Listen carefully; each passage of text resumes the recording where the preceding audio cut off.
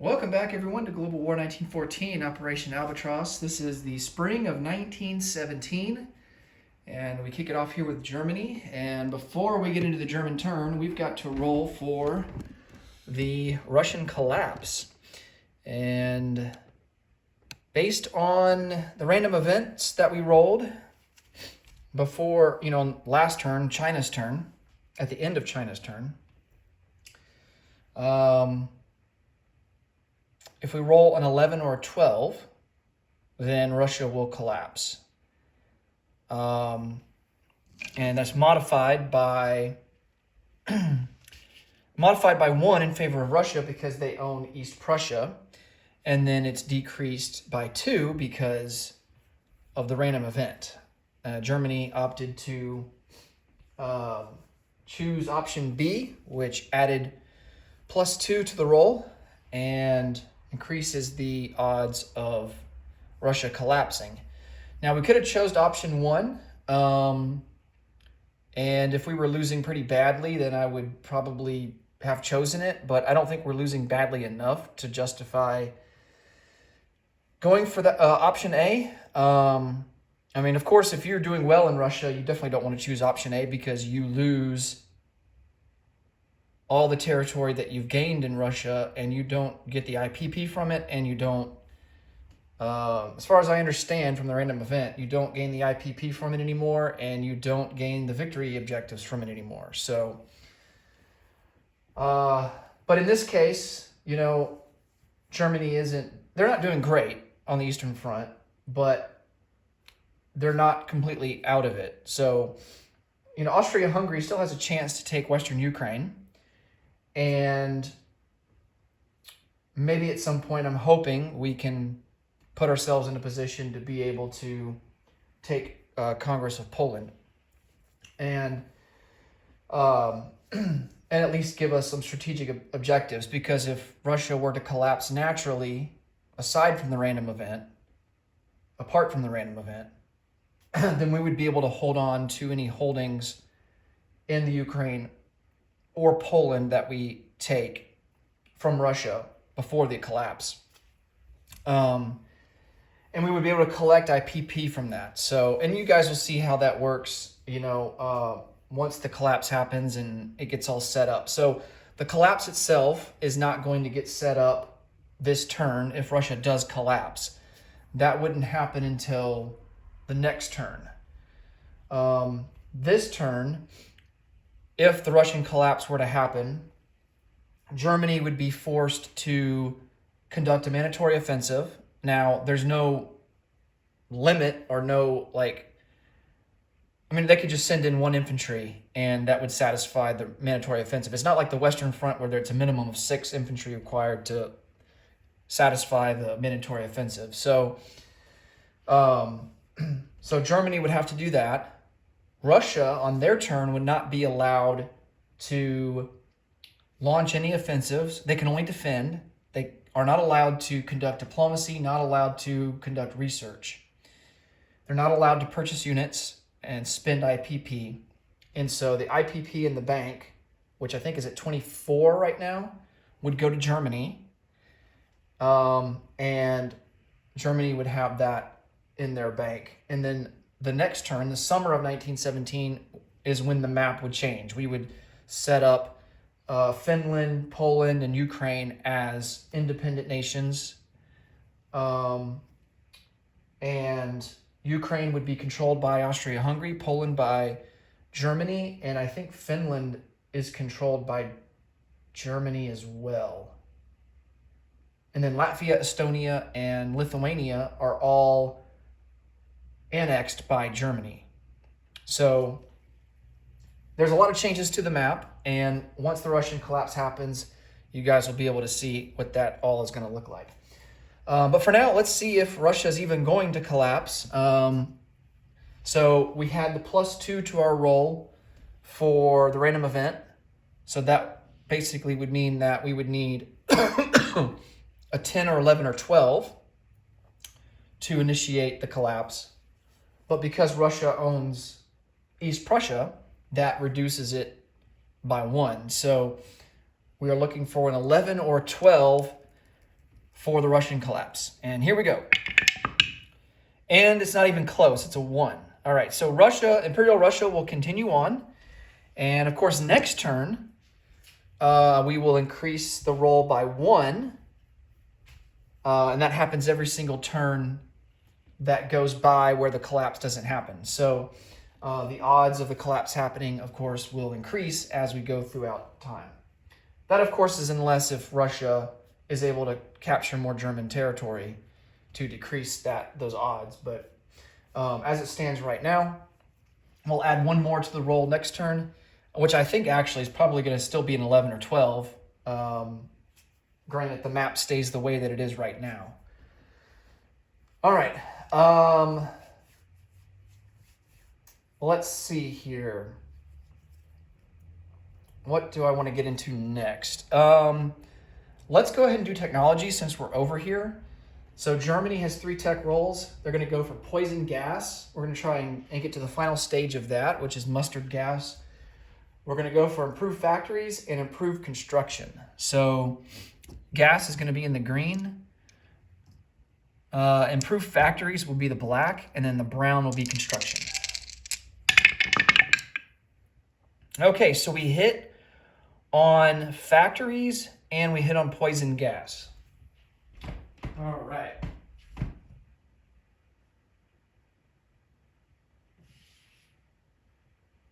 So we're at stage 2 now for factories, and then, of course, we completed poison gas. We have access to mustard gas now.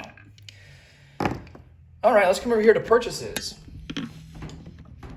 We now have access to 1917 technology fighters, and of course the cost goes up, so fighters now cost $5. We didn't have any fighters on the board, so there's nothing to upgrade, and so we can just buy some new ones outright.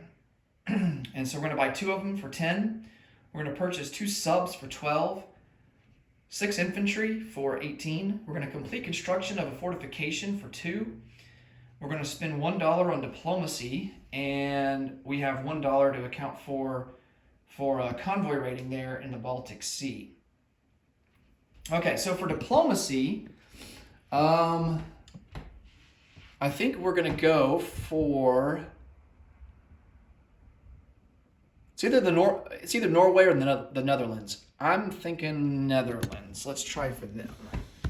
See if we can't get them to stage 2. At the very least, start trading with them, get some extra money. All right, need a 3 or less. And we missed with a 10. Okay.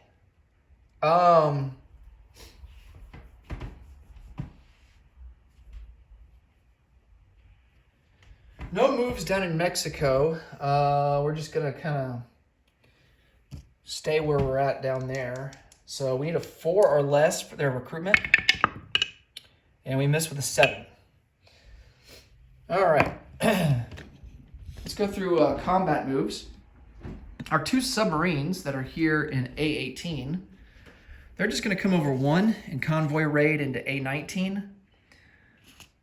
Our submarine that's here in A27, he's going to come down 2, and he's going to convoy raid here in A44. Now we will have to contend with these 2 French ships that are on escort duty, and there won't be any enhancements to the roll, to the convoy raiding roll, because France does not have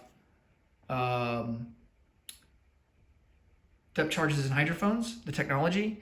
But these 2 ships will get to defend. So the cruiser will defend at a 6. The torpedo boat destroyer will defend at a 4. So definitely decent odds that we're going to lose that submarine. We're going to see if we can do as much damage as possible there. We're going to move the seaplane here on map and go after this French coastal sub.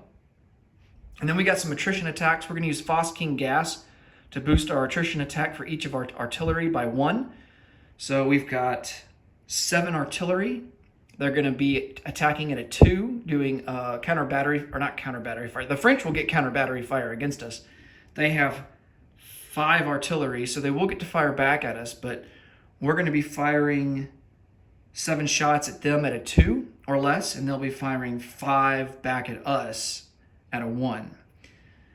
And that will consume the Phoskin gas, And then we're going to do some attrition attacks into Congress of Poland with 3 artillery. Okay. Let's start by doing the convoy rating first.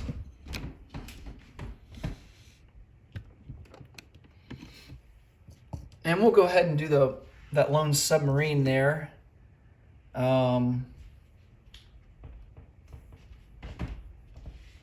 In A44. All right, so we get boosted by 2 to our roll, and of course the French are, they don't get any boost at all. Okay, so 7 to 3, that's gonna be a damage of 4. Not too bad.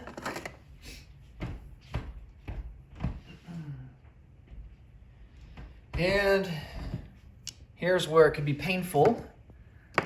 The French have a torpedo boat destroyer at a 4. That's a miss. And then they have a cruiser at a 6. And that's a hit, so they sink us. All right.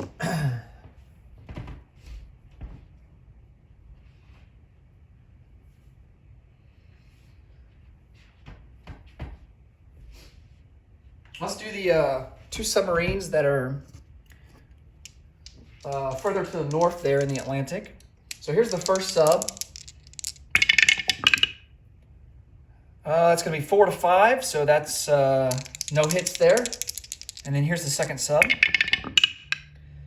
And that's going to be dead even, 3 to 3. So, wow. No damage to the convoy line there in the Atlantic. All right, let's roll for the seaplane that's on map. Going after that French coastal sub. Need a 3 or less. And that's a miss with an 8. And now we can roll for our attrition attacks. We have 3 attrition attacks into Congress of Poland. Russia doesn't quite have counter battery fire. They're at stage 3, so they don't get to fire back. Looking for some 1s, and we don't get it. And then we've got 7 artillery at a 2 or less from Bavaria into Lorraine. Oh man, no hits there. All right, and he gets to fire back. 6 artillery at a 1.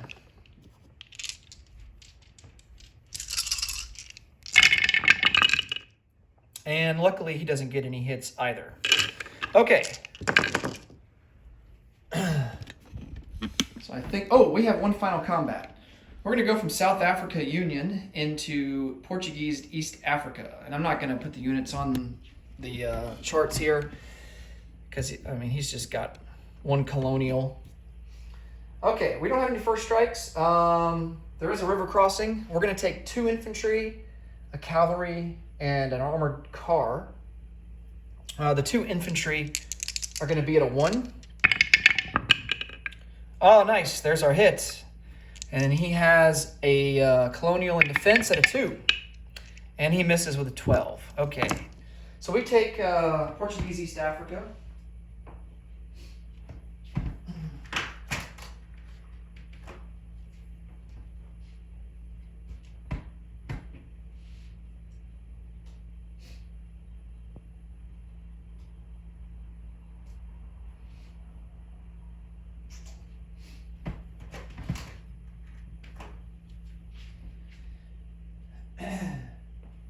That's worth 1 IPP, so we will move up from 37 to 38.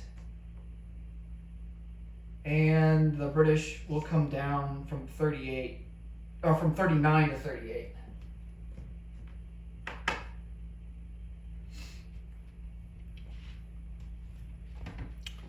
And more importantly, that gives us a strategic objective of Middle Africa.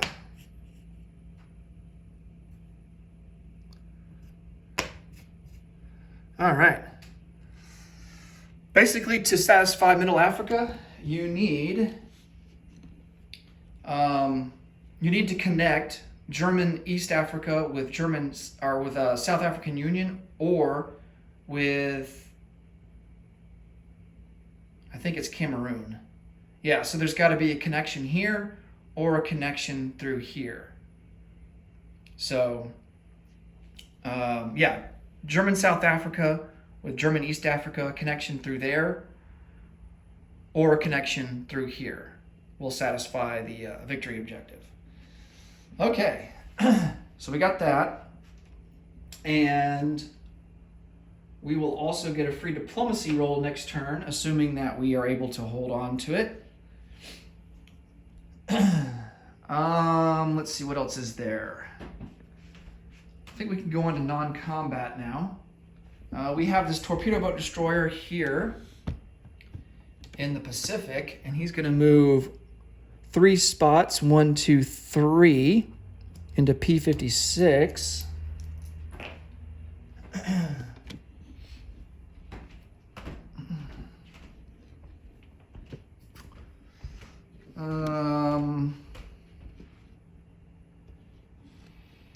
Of course, this seaplane will come back off map, go back to Western Germany.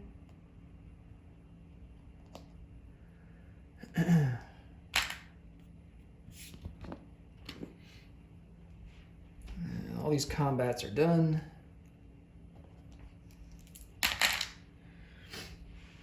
And I don't think we have too many more moves, non-combat moves. We're going to take an infantry out of Berlin and place him into Eastern Germany. So that will give us 8 infantry over there.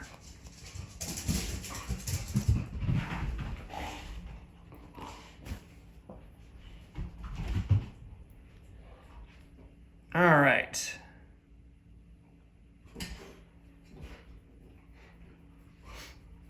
Oh yeah, this phosgene gas goes away. Okay, let's place some units.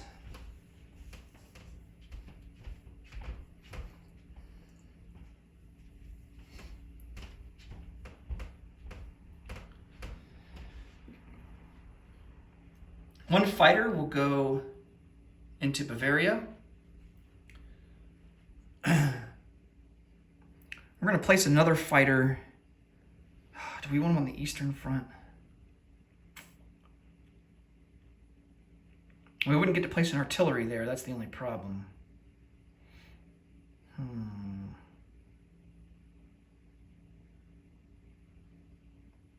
Well, we didn't purchase any artillery.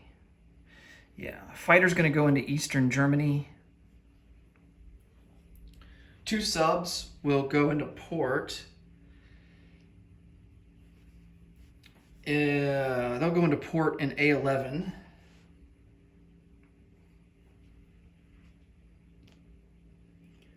Just squeeze them in here.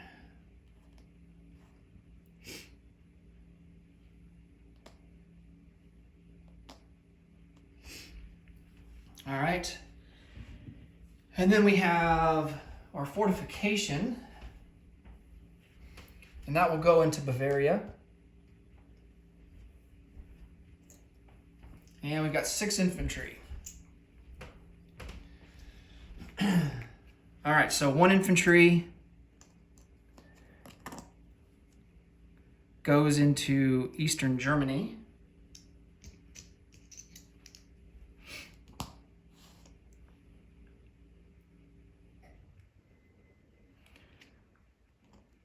Bringing the total to 9. 1 infantry will go into Saxony. Is there 2? Yeah, there's 2 manpower slots there. I think we're going to put down 2 infantry. Okay, so that's half our infantry. So there's 10 in Eastern Germany. And then the final 3,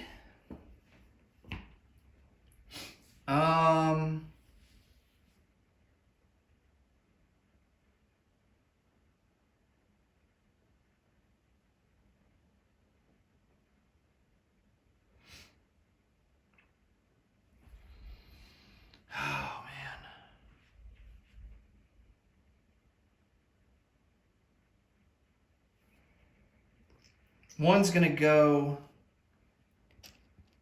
into Bavaria.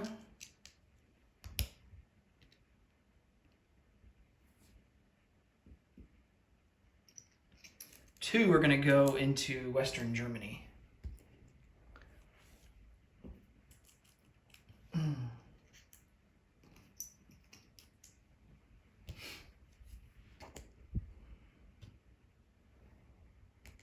And of course, now we have a trench line in Western Germany.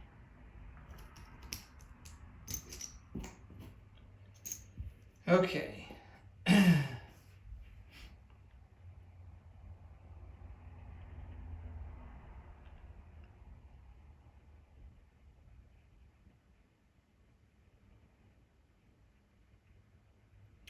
All right, I think that will do it.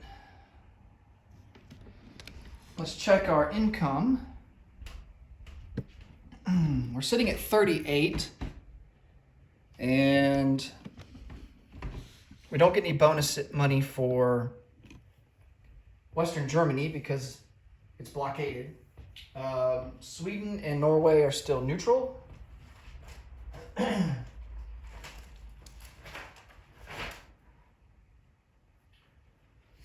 So we get one extra IPP for that. So that's 39. We get 2 extra IPP for trade with Persia and Norway. So that's 41. And then let's see how much we're going to add on top of that. 12. All right. Man. So 41 and 12 is going to be 53. All right. So Germany will have $53 in the bank to spend next turn. And that will do it for Germany. Next up will be Great Britain. Thanks so much for watching. Until next time, take it easy. Bye for now.